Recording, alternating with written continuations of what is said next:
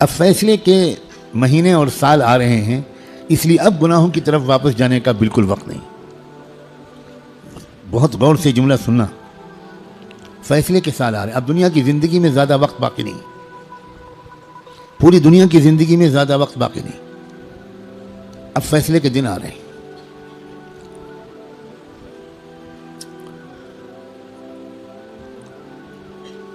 پہلے جیسا اب زمانہ نہیں ہے، ایک ایک دن جو گزر رہا ہے یہ فیصلے کے دن سے ہمیں قریب کر رہا ہے، اور فیصلے کے دن کی جو سب سے بڑی علامت ہے کہ اب فیصلے کا دن قریب ہے، وہ ہے فلسطین کے حالات۔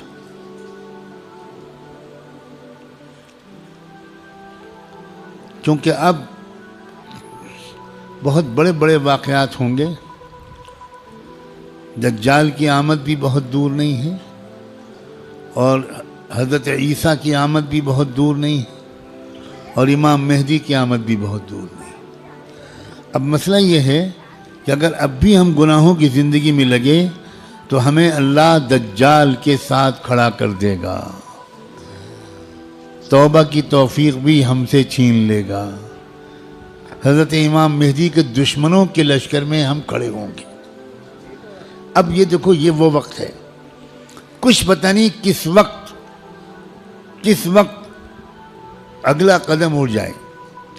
جو نشانیاں اللہ کے رسول نے بتائی تھی آخری فیصلہ کن دور کی، بڑی تیزی کے ساتھ آ رہی۔ اس میں ایک نشانی یہ تھی کہ بہت بھیانک جنگ ہوگی یہودیوں کے درمیان اور اصلی ایمان والوں کے درمیان۔ اس لیے جو کچھ اس وقت غزہ اور فلسطین میں ہو رہا ہے، اس سے ہر ایمان والے کا ایمان ہزاروں گنا ہر منٹ میں بڑھنا چاہیے، اس لیے کہ وہی ہو رہا ہے جو اللہ کے رسول بتا کر گئے تھے۔ جس وقت وہ آپ بتا رہے تھے اس وقت تو فلسطین میں کوئی مسلمان تھا ہی نہیں، اور آپ یہ بتا رہے ہیں کہ ایک بھیانک جنگ ہوگی، خطرناک جنگ ہوگی، یہودیوں اور ایمان والوں کے مابین ایک خطرناک جنگ ہوگی۔ آپ بتا رہے ہیں کہ ایک علاقہ ہوگا جہاں سچے پکے مومن جان دے رہے ہوں گے اور جان لے رہے ہوں گے، قربانیاں دے رہے ہوں گے، مسجد اقصیٰ کی حفاظت میں نوجوان جوک در جوک شہید ہو رہے ہوں گے۔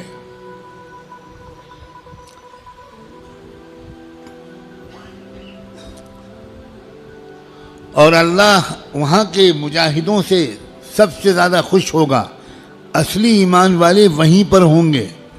یہاں تک کہ جب صحابہ نے پوچھا کہ یہ لوگ جن کے بارے میں آپ کہہ رہے ہیں سچے پکے مومن، یہ کہاں ہوں گے؟ آپ نے فرمایا یہ بیت المقدس اور اس کے چاروں طرف ہوں گے، مسجد اقصیٰ اور اس کے چاروں طرف ہوں گے۔ بالکل ٹھیک وہی جو کچھ آپ نے فرمایا تھا اس وقت وہاں ہو رہا ہے۔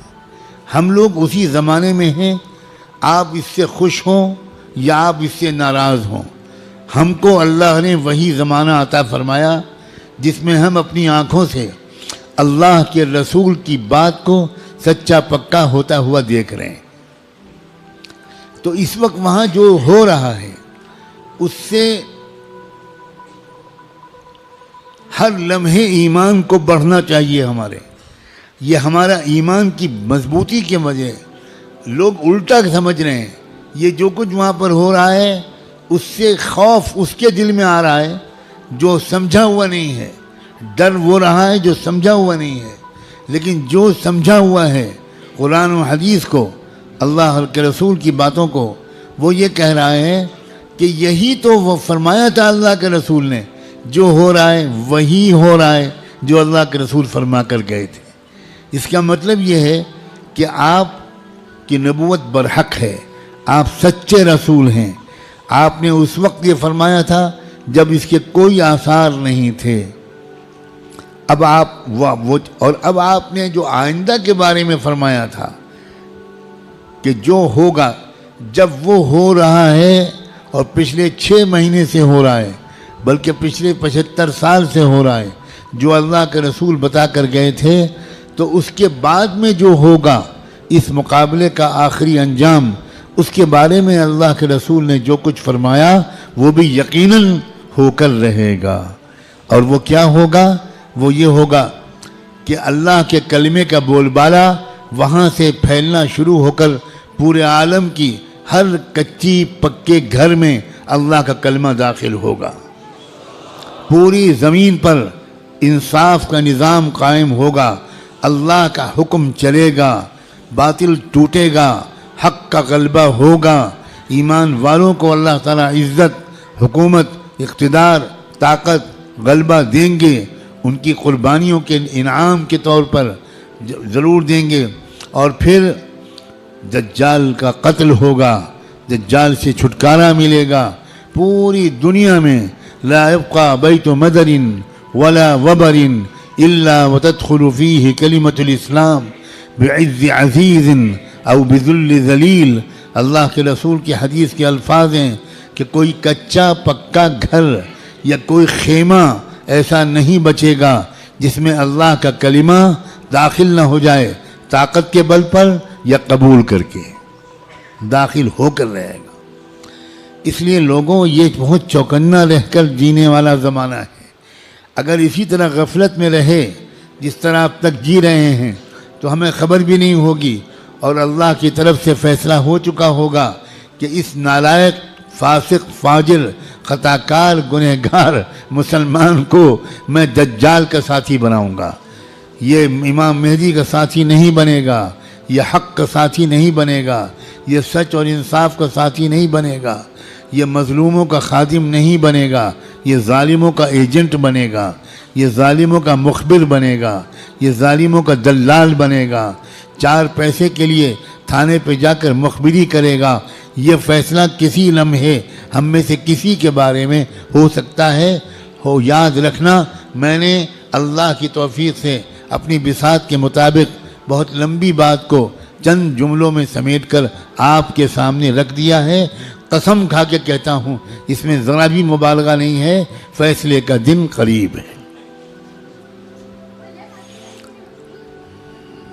اب اگر گناہوں کی طرف واپس لوٹے، اب اگر پچھلی زندگی کی طرف واپس لوٹے، جن غلطیوں کو چھوڑنے کا فیصلہ کیا ہے، بار بار اللہ تعالیٰ سے عہد کیا ہے، بار بار رو رو کر انفرادی اور اجتماعی طور پر یہ ارادہ کیا ہے کہ اب گناہ کی طرف واپس نہیں جائیں گے، دوستو اب اگر واپس گئے تو پتہ نہیں پھر دوبارہ توبہ نصیب ہوگی کہ نہیں۔ کیونکہ یہ جو دن اب آ گیا زمانہ، اس زمانے کو پہچاننا علماء کا فرض ہے۔ علماء کی ذمہ داری ہے کہ وہ اس دور کو پہچانیں۔ پچھلے دور کی روایتی باتوں سے کام نہیں چلے گا۔ اب آپ کو اکابر علماء کے پاس رہنا پڑے گا، کچھ مہینے گزارنے پڑیں گے، تربیت لینی پڑے گی، ان کا اعتماد حاصل کرنا پڑے گا۔ جب اعتماد ہوگا تب وہ آپ کو خاص خاص باتیں بتائیں گے، تب وہ آپ کو اپنے سینے کا علم منتقل کریں گے، تب آپ کو وہ امانت سونپیں گے، آپ کو ایک ذمہ داری سونپیں گے کہ بھئی کس طرح امت کے عوام اور خواص کو، امت کے مردوں اور عورتوں کو، اور خاص طور پر امت کے نوجوانوں کو کس طرح سنبھالنا ہے۔ سب سے زیادہ بنیادی بات اس وقت مجھ کو اپنے سے بھی کہنی ہے اور آپ سے بھی، وہ ہے استقامت۔ اب جمنا ہے، کہو انشاءاللہ۔ اب تقوی پر جمنا ہے، اب اللہ کی اطاعت پر جمنا ہے، اب گناہوں سے دور رہنا ہے، اور جیسے کوئی غلطی ہو جائے سب کام چھوڑ کے اللہ سے معافی مانگنی، دیر نہیں کرنی، کیونکہ پل پل یہ خطرہ ہے۔ جو واقعی زمانے کے تقاضوں سے واقف لوگ ہیں، وہ ہر وقت ان کا دل اس وقت فلسطین کی طرف لگا رہتا ہے، اور اس لیے کہ وہ بار بار تازہ ترین وہاں کی خبریں جاننا چاہتے ہیں کہ کہیں دجال آ تو نہیں گیا، کہیں کوئی ایسا دعویٰ تو نہیں ہو گیا۔ یہ غفلت کے ساتھ زندگی کے دن نہیں ہیں، غفلت کے ساتھ گزارنے والے دن نہیں ہیں، یہ بہت ہوشیاری کے دن ہیں۔ اور یہ بھی یاد رکھنا، الٹے سیدھے مقرروں اور مولویوں، الٹے سیدھے جو اپنے آپ کو عالم کہتے ہیں اور ہیں وہ جاہل، ان کی باتوں کے چکر میں مت آنا.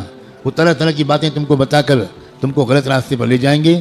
جو سچے پکے اکابرین ہیں، بڑے بڑے بزرگوں کی صحبت یافتہ، قرآن مجید کے مفسر، قرآن کو گہرائی سے سمجھنے والے، اللہ کے رسول کی منشا کو سمجھنے والے، پوری زندگی کے 24 گھنٹے اللہ کے دین کی خدمت میں گزارنے والے، جن پر وقت کے سارے بزرگوں نے اعتماد کا اظہار کیا، ان کی بات ماننا ہے. ورنہ سوشل میڈیا پہ جاؤ تو 50 انجینئر ملیں گے اور 50 ڈاکٹر ملیں گے اور 50 طرح طرح کے لوگ ملیں گے جو اسلامی پروگرام چلا رہے ہیں. ہمارے نوجوانوں کو نہیں معلوم کہ اسلام کی ویب سائٹس کے نام سے جو ویب سائٹس چل رہی ہیں اس میں سے تقریباً 70% یہودیوں کی ویب سائٹس ہیں.